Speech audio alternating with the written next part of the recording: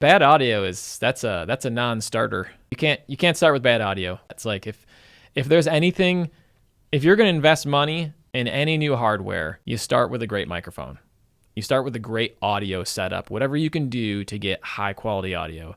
And like our new background noise removal in both like Snagit and Camtasia helps with that, but there's no replacement for just good quality audio. And like, yeah, like if you start watching a video and the audio is all garbly and hard to understand, people are out of there, man. They're not going to watch it.